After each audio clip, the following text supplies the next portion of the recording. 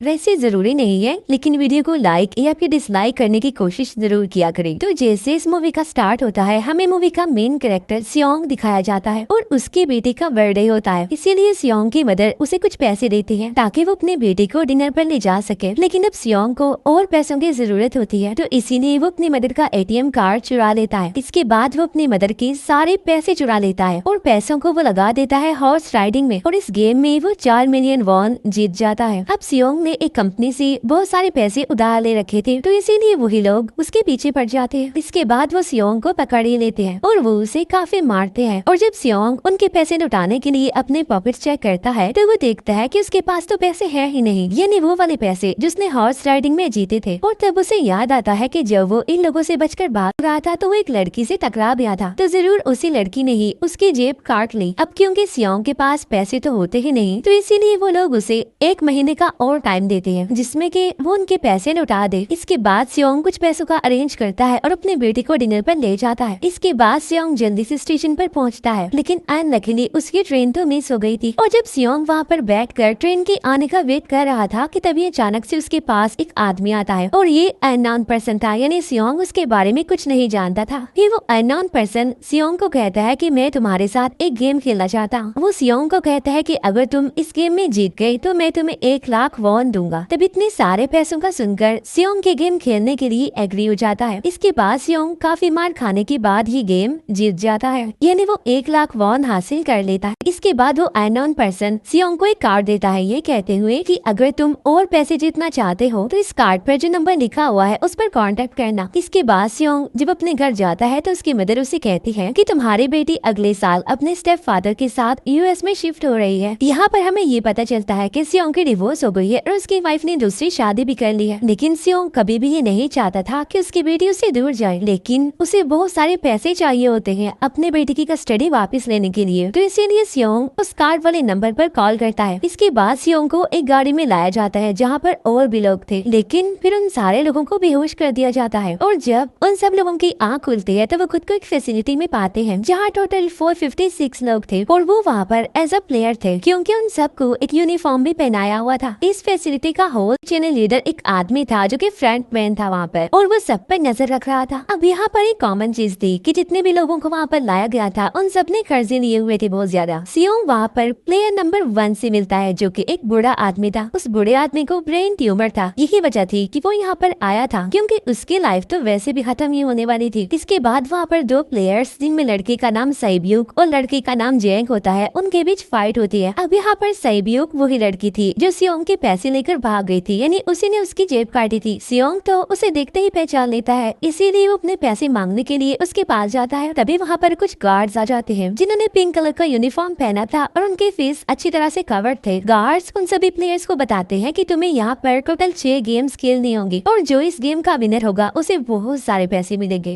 इसके बाद उन सबसे एक कॉन्ट्रैक्ट पर साइन करवाया जाता है, और इस कॉन्ट्रैक्ट के 3 मेन रूल्स थे। पहला रूल ये कि कोई भी प्लेयर अपनी मर्जी से गेम को छोड़कर नहीं जा सकता। दूसरा रूल ये होता है कि जो भी प्लेयर खेलने से मना करेगा तो उस प्लेयर को एलिमिनेट कर दिया जाएगा, और उनके मुताबिक एलिमिनेट का मतलब क्या था ये तो हम आगे ही जानेंगे। गेम का तीसरा रूल ये था कि अगर मेजॉरिटी इस गेम को खेलना नहीं चाहती तो वो इस गेम को छोड़कर जा सकते हैं। इसके बाद उन सबको गेम के लिए ले जाया जाता है। अब यहाँ पर सियोंग अपने क्लासमेट सेंगो से भी मिलता है, जो कि उसे बचपन से जानता था। सियोंग उसे वहाँ पर देखकर काफी हैरान होता है, क्योंकि वो तो किसी बिजनेस के लिए आउट ऑफ कंट्री चला गया था। अब पहले गेम के लिए वहाँ पर एक काफी बड़ी डॉल थी, और इस गेम का रूल काफी सिंपल था, और वो ये था कि डॉल जब भी गाना गाएगी उन सबको आगे बढ़ना है, और जैसे ही वो गाना गाना बंद करेगी तो उन सबको रुक जाना है और मूव नहीं करना है, और अगर कोई हिल गया तो उसे एलिमिनेट कर दिया जाएगा। अब स्टार्टिंग में तो ये सब कुछ उन्हें किसी प्रैंक की तरह लग रहा था, लेकिन जब एक लड़का हिल जाता है तो उसे शूट करके मार दिया जाता है। वो यही होता है एलिमिनेट का मतलब, यानी उन्हें मार दिया जाएगा। अब ये देखकर वो सारे लोग काफी घबरा जाते हैं, और उन्हें पता चल चुका था कि वो खतरे में है, इसीलिए लोग डरते हुए पैनिक करते हुए इधर उधर भागने लगते हैं। लेकिन अब क्योंकि गेम का रूल था, इसीलिए जो भी हिलता है उसे मार दिया जाता है, और जितने भी सर्वाइवर होते हैं वो किसी न किसी तरह इस गेम को कंप्लीट कर ही लेते हैं। लेकिन जो लोग मर जाते हैं उनके डेड बॉडीज को वहाँ से ले जाया जाता है, और अब 456 प्लेयर्स में से सिर्फ 255 ही रह गए थे। अब क्योंकि वो सारे प्लेयर्स इतना ज्यादा डर जाते हैं कि अब कोई भी गेम खेलना नहीं चाहता था। लेकिन जैसा कि रूल नंबर 3 था कि अगर मेजोरिटी चाहे तो वो ये गेम कर सकती है। तो इसीलिए उनका लीडर यानी फ्रंटमैन वोटिंग करवाता है, लेकिन इससे पहले उन्हें प्राइज मनी दिखाई जाती है, यानी जो विनर को मिलेगी। लेकिन इन केस अगर कोई गेम को छोड़कर चला जाएगा तो ये सारे पैसे मरे हुए प्लेयर्स की फैमिलीज को मिल जाएंगे और ये प्राइज मनी टोटल 45 बिलियन वॉर होती है। इसके बाद वोटिंग करवाई जाती है जिसमें मेजोरिटी इस गेम को खेलना नहीं चाहती थी, तो इसीलिए गेम को यहीं पर स्टॉप कर दिया जाता है। लेकिन अगर कभी फ्यूचर में वो लोग चाहें तो इस गेम को रिज्वाइन कर सकते हैं। इसके बाद सभी लोगों को उनके घरों पर छोड़ दिया जाता है। नेक्स्ट डे सियोंग पुलिस स्टेशन जाता है और वहाँ पर वो पुलिस को सारी बात बता देता है, लेकिन उन लोगों को सियोंग की बातों पर यकीन नहीं होता और उल्टा वो लोग उसे पागल समझने लग जाते हैं। इसके बाद सियोंग उन्हें वही वाला कार्ड दिखाता है, लेकिन हैरान कर देने वाली बात तो ये है कि उस पर जो नंबर था वो रॉन्ग था। इसके बाद सियोंग जब घर जाता है तो उसकी मदर वहाँ पर नहीं होती। उधर सियोंग का क्लासमेट सेंगू अपनी मदर को छुप कर देख रहा होता है और तभी वहाँ पर सियोंग भी आ जाता है। यहाँ पर सेंगू अपसेट होते हुए सियोंग को बताता है कि मेरे ऊपर 6 बिलियन का कर्ज है। वो बताता है कि मैंने क्लाइंट्स के पैसे लेकर स्टॉक मार्जिन में लगा दिए थे, लेकिन अनलकीली वो सारे पैसे डूब गए। और तभी सियोंग के पास हॉस्पिटल से कॉल आती है। सियोंग की मदर का पाँव काफी इंजर्ड था, लेकिन डायबिटीज का ट्रीटमेंट न होने की वजह से उनकी चोट और ज्यादा बढ़ गई। तब डॉक्टर सियोंग को बताते हैं कि तुम्हारी मदर का ट्रीटमेंट हो सकता है, लेकिन इसके लिए हमें इनका पाँव काटना होगा। लेकिन इस ऑपरेशन में बहुत सारे पैसे लगने वाले थे, लेकिन जाहिर सी बात है सियोंग के पास इतने पैसे तो होते नहीं। इवन उसने तो अपनी मदर के इंश्योरेंस के पैसे भी उड़ा दिए थे। तभी इसीलिए सियोंग पैसे मांगने के लिए अपनी वाइफ के पास जाता है, लेकिन उसकी वाइफ उसे पैसे देने से इनकार कर देती है। फिर उसकी वाइफ अपने हस्बैंड को बताती है कि सियोंग आया था पैसे मांगने के लिए और तभी उसका हस्बैंड सियोंग को पैसे देने आता है। साथ साथ उसे ये भी कहता है कि मेरी फैमिली से दूर रहो, लेकिन सियोंग उसे मारने लगता है और तभी उसकी बेटी भी वहाँ पर आ जाती है। इसके बाद सियोंग का एक फ्रेंड अपने बॉस के पास पैसे मांगने जाता है, लेकिन उसका बॉस उसे पैसे देने से मना कर देता है, तो इसीलिए उन दोनों के बीच फाइट होने लगती है। इस फाइट के दौरान उसके बॉस का हाथ मशीन में आ जाता है, तो मौके का फायदा उठाकर सियोंग का फ्रेंड पैसे लेकर वहाँ से भाग जाता है। फिर इसके बाद सियोंग का फ्रेंड अपने घर आकर अपनी वाइफ को कहता है कि पहले फ्लाइट लो और जाओ यहाँ से। इसके बाद सईब्यूक एक एजेंट से मिलती है, क्योंकि उसने अपने मदर को नॉर्थ एरिया से साउथ एरिया में लाना था। सईब्यूक वही लड़की जिसने सियोंग की जेब काटी थी, लेकिन यहाँ अपनी मदर को लाने के लिए सईब्यूक को बहुत सारे पैसों की जरूरत थी। अब सईब्यूक का एक छोटा भाई भी होता है जिससे उसने प्रॉमिस किया होता है कि मैं मदर को जरूर ले आऊंगी। इसके बाद हमें एक ऑफिसर दिखाया जाता है और इस ऑफिसर का भाई कुछ टाइम से मिसिंग था, इसीलिए वो ऑफिसर अपने भाई के घर जाता है, जहाँ उसे पता चलता है कि इसका भाई तो पिछले कुछ दिनों से अपने घर पर भी नहीं आया। और जब वो ऑफिसर घर को चेक कर रहा होता है तो उसे एक कार्ड मिलता है वहाँ पर, और इस ऑफिसर ने सेम ऐसा ही कार्ड पुलिस स्टेशन में सियोंग के पास भी देखा था, तो इसीलिए वो ऑफिसर सियोंग के पास जाकर उससे इस बारे में पूछता है, लेकिन सियोंग उसे कुछ नहीं बताता। इसके बाद सियोंग जब अपने घर जाता है तो उसे वो कार्ड दोबारा मिल जाता है वहाँ पर। अब सियोंग डिसाइड करता है कि वो दोबारा से उस गेम को ज्वाइन करेगा, इसीलिए सभी प्लेयर्स को एक शिप के पास ले जाया जाता है। इधर ही वो ऑफिसर भी गाड़ियों का पीछा करते हुए उस शिप तक आ जाता है। वो एक गार्ड को मारकर उसे पानी में फेंक देता है। इसके बाद उन सभी प्लेयर्स को एक आइलैंड पर मौजूद फैसिलिटी में लाया जाता है। अब यहाँ पर उन्हें जरा भी अंदाजा नहीं था कि अगला गेम कौन सा होगा और उसे कैसे खेला जाएगा। इसके बाद वो लोग अपनी अलग अलग टीम्स बना लेते हैं। रात को सईब्यूक और उसकी फीमेल फ्रेंड वॉशरूम जाते हैं। यहाँ पर सईब्यूक गार्ड्स की नजरों से बचते हुए उस फैसिलिटी को एक्सप्लोर करने लगती है। तभी वो देखती है कि गार्ड्स बड़े बड़े बर्तनों में कुछ बना रहे हैं,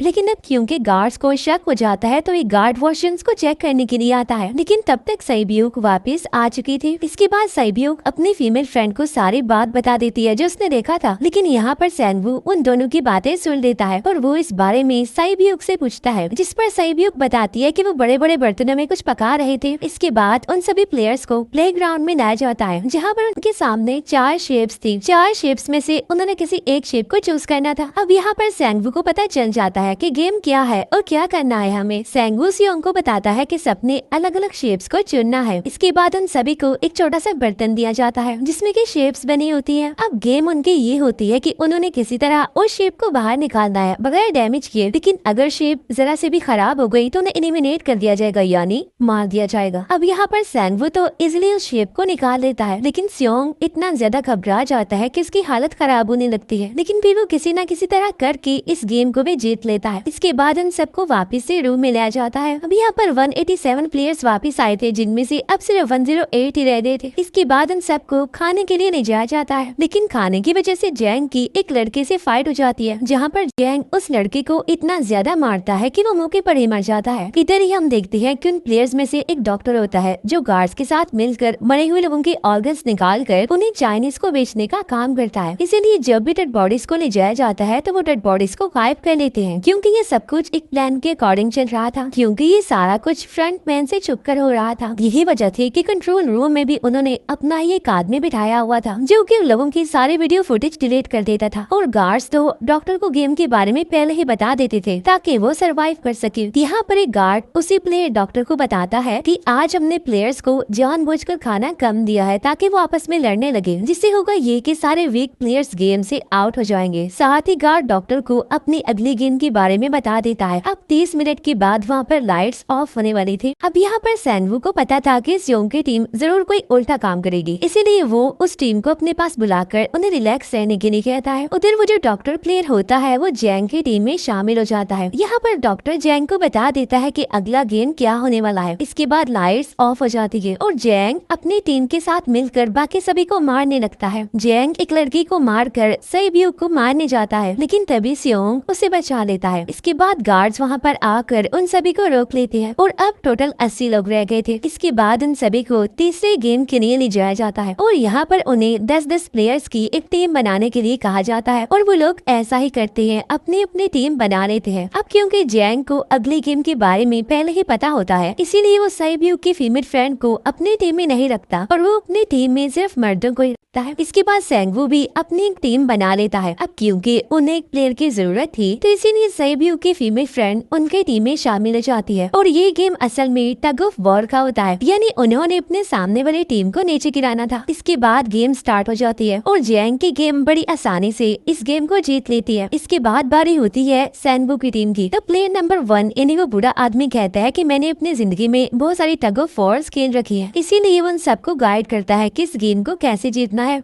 तो इसीलिए वो लोग किसी न किसी तरह करके इस गेम को जीत जाते हैं। फिर दिखाया जाता है कि 30 मिनट के बाद दोबारा से लाइट्स ऑफ हो जाएंगी। इस पर सैंगवू उन सबको कहता है कि रेडी रहना। तो इसीलिए वो डिसाइड करते हैं कि एक एक करके हम पहरा देंगे। अब जैंग की टीम में एक से बढ़कर एक चालाक प्लेयर था, तो इसीलिए जैंग को डर होता है कि कहीं उसकी टीम उसे ही साइड पर न लगा दे, यानी उसे ही अपने रास्ते से न हटा दे।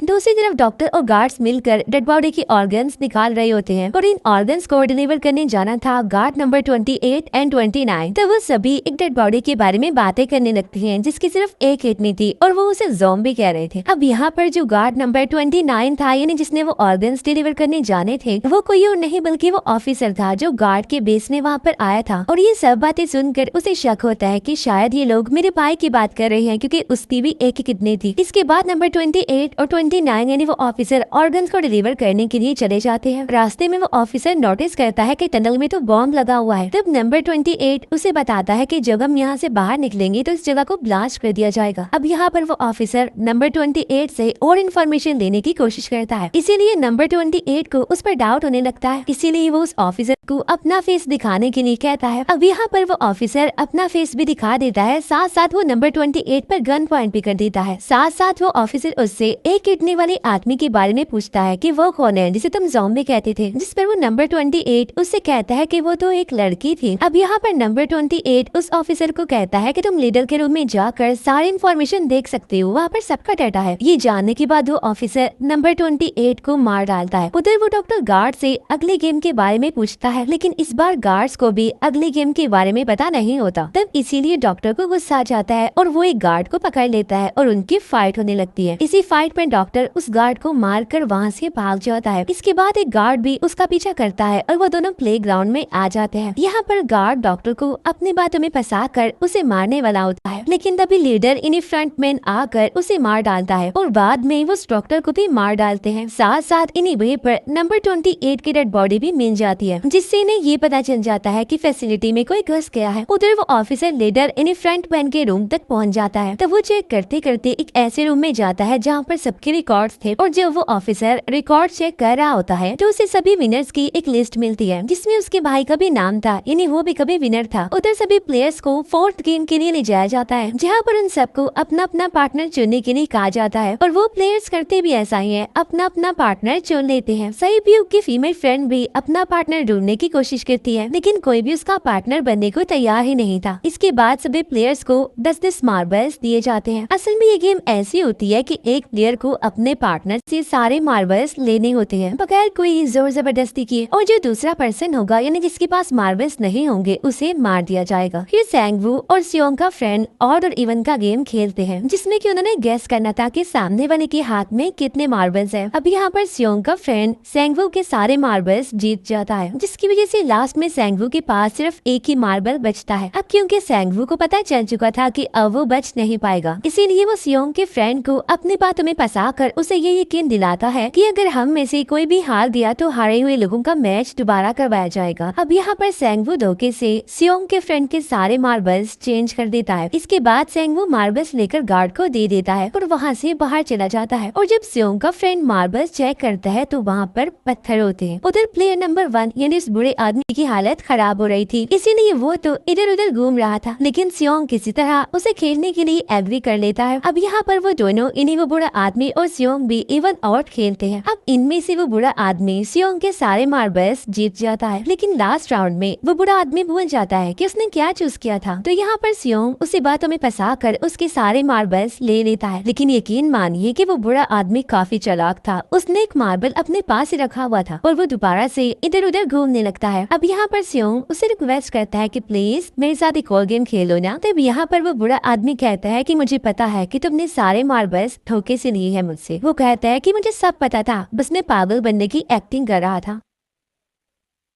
तभी सुनकर सियोंग को उस पर तरस आ जाता है और वो उसे ही सारे मार्बल्स दे देता है। उसके बाद सईब्यूक और उसकी फीमेल फ्रेंड भी गेम खेल रहे होते हैं। उनकी गेम ये होती है कि जो मार्बल्स को दीवार के ज्यादा करीब फेंकेगा वही जीतेगा। पहले सईब्यूक अपने मार्बल्स फेंकती है, लेकिन जब सईब्यूक की फ्रेंड की बारी आती है तो वो अपने सारे मार्बल्स फेंक देती है। लेकिन जब सईब्यूक ये देख लेती है तो वो अपने फ्रेंड को दोबारा फेंकने के लिए कहती है। इस पर उसकी फ्रेंड कहती है कि नहीं सईब्यूक, मैं बिल्कुल अकेले हूँ, मेरे पीछे तो कोई भी नहीं है, लेकिन अगर तुम्हें कुछ हो गया तो ये अच्छी बात नहीं है। तुम्हारे पीछे तुम्हारा छोटा भाई है, तुम्हारा वेट कर रहा है। और इसी वजह से सईब्यूक की फ्रेंड को मार दिया जाता है। इसके बाद उन सबकी डेड बॉडीज को वहाँ से ले जाया जाता है। इसके बाद वो सब वापिस से रूम में आ जाते हैं। यहाँ पर जैंग देखता है कि सईब्यूक की वो वाली फ्रेंड तो अभी तक जिंदा है, जो कि बड़ी आराम से बैठी हुई थी। अब यहाँ पर हमें पता चलता है कि सईब्यूक की ये वाली फ्रेंड जैंग की भी फ्रेंड थी, लेकिन अब क्योंकि उन दोनों के बीच किसी बात को लेकर क्लैश चल रहा था तो इसीलिए जैंग की वो फ्रेंड उसे बुली करने लगती है। इसके बाद फ्रंटमैन को डेड बॉडी के पास उस ऑफिसर का आईडी कार्ड मिल जाता है। तभी फ्रंटमैन को पता चलता है कि उसके सारे वीआईपीस आ चुके हैं, तो इसीलिए फ्रंटमैन उन्हें लेने के लिए चला जाता है। फिर सारे वीआईपीस को उनके रूम में लाया जाता है। इसके बाद फ्रंटमैन वीआईपीस के आने के बारे में एक और आदमी को जाकर बताता है और यही आदमी मेन होता है। और ये कौन होता है हम ये आगे जानेंगे। फिर नेक्स्ट डे उन सबको 5वें गेम के लिए लाया जाता है, जहाँ पर 1 से लेकर 16 तक नंबर पड़े होते हैं और वो सभी प्लेयर्स अपना अपना नंबर ले लेते हैं। नंबर का मतलब ये था कि जो नंबर भी एक प्लेयर पर आएगा उसके मुताबिक ही उसकी बारी आएगी। अब यहाँ पर लास्ट में पहला और आखिरी नंबर रह जाता है, यानी 1 और 16। तो यहाँ पर सियोंग कंफ्यूज हो जाता है कि उसे कौन सा नंबर चूज करना चाहिए। अगर उसने पहला नंबर लिया तो वो फंसेगा और मरेगा, क्योंकि उसे नहीं पता कि गेम क्या है। और अगर लास्ट नंबर लेगा तो क्या पता उसकी बारी ही ना आए, टाइम कम रह जाए। और तभी वहाँ पर एक आदमी आ जाता है और वो सियोंग को कहता है कि मुझे पहला नंबर चाहिए, क्योंकि मैं अपनी जिंदगी में कभी भी फर्स्ट नंबर पर नहीं आया। फिर इसके बाद उन्हें गेमिंग रूम में लाया जाता है। अब इस गेम का रूल ये होता है कि दिए हुए टाइम में उन्हें ब्रिज की दूसरी साइड पर जाना है। अब इसके बीच में 2 तरह के ग्लास लगे होते हैं, एक तो होता है आम ग्लास और एक होता है टेम्पर्ड ग्लास। आम ग्लास पर पाँव रखते ही वो टूट जाएगा और वो लोग नीचे गिर जाएंगे। इसके बाद गेम स्टार्ट हो जाता है और वो लोग एक एक करके मरने लगते हैं। फिर एक टाइम ऐसा आता है जब जैंग सबके सामने होता है और वो आगे ही नहीं बढ़ रहा होता। अब उनके पास एक ही रास्ता था, या तो वो आगे जाए, ये सारे ही मर मर जाएं। और तभी जैंग के सामने उसकी वही फ्रेंड आ जाती है जो उसे बुली कर रही थी, और वो जैंग को कहती है कि मैंने तुम्हें कहा था कि जिस दिन तुमने मुझे धोखा दिया मैं तुम्हें मार दूंगी। इसके बाद वो जैंग को पकड़ लेती है और उसे लेकर नीचे कूद जाती है, जिसकी वजह से उन दोनों की मौत हो जाती है। और वहाँ पर एक आदमी था जो कि ग्लास कंपनी में काम करता था और उसे पता था कि टेम्पर्ड ग्लास कौन सा है, लेकिन जब फ्रंट मैन को इस बात का पता चल जाता है तो वो लाइट्स ऑफ करवा देता है ताकि वो ग्लास को पहचान ही ना पाए। अब लास्ट में एक ही स्टेप बचता है और उनके पास तो टाइम ही नहीं था, इसीलिए सेंगवू उस आदमी को धक्का दे देता है। तो यहाँ पर सेंगवू, सियोंग और सैब्यूक ब्रिज को पार कर लेते हैं, लेकिन ग्लास टूटने की वजह से उन्हें काफी चोट लग जाती है, खास तौर पर सैब्यूक को।